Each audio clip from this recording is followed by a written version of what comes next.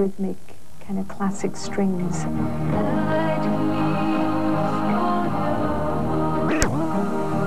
The new album follows on from the success of Watermark, The Memory of Trees and Paint the Sky with Stars, with its mix of cinematic atmosphere and otherworldly vocals.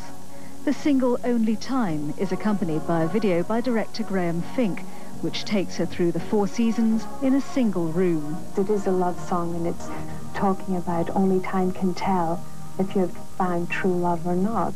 And he felt it'd be really nice to do the 4 seasons.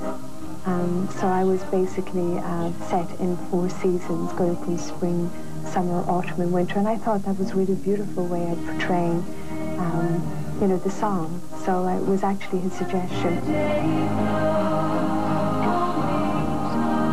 The Enya sound is the result of a collaboration between Enya herself, producer Nicholas Ryan and lyricist Roma Ryan. And I watch her very carefully because I want her to sense the same emotional sentiment, feeling that I have within the melody. And by looking at her, I can sense that, yes, she is feeling the same way as I do towards the music.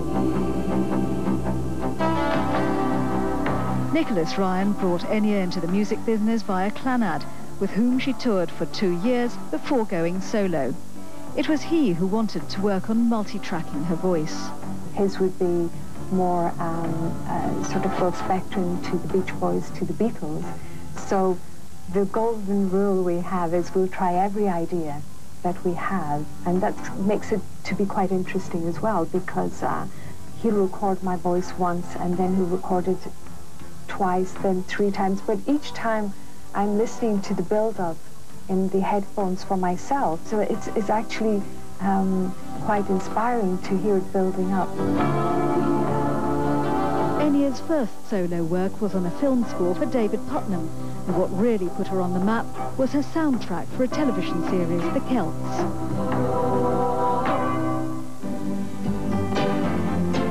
Then the single off her first album, Watermark, made her an international star. Let me say it, let me say it, let me pour and no go. Let me reach, let me be, the shoes are trembling.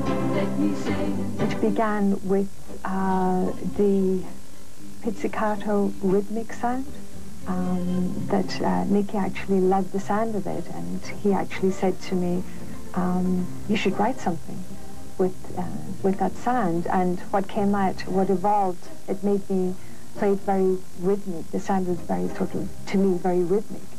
But I went probably in a little bit of a classic sort of rhythmic arrangement. And we began to build up very slowly on the song, and the melody actually came after the rhythm.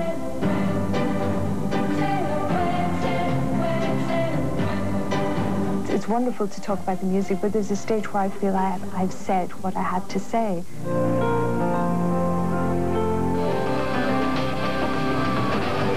That's the inside track from World Beat.